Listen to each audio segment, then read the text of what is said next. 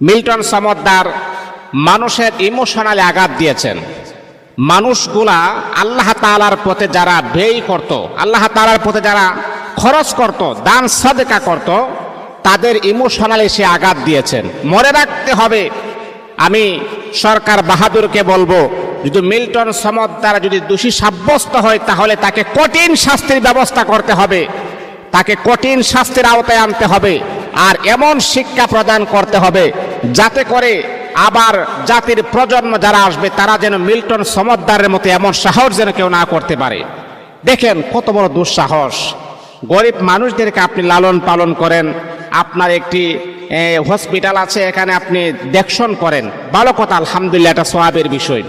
কিন্তু আপনি যে এমন বাটপারি করবেন, এমন সিটারি করবেন যাতে কখনো কল্পনাও করে নাই। মনে রাখতে হবে একটা কাজ, মনে রাখতে হবে মানুষ যখন গুনাহের কাজ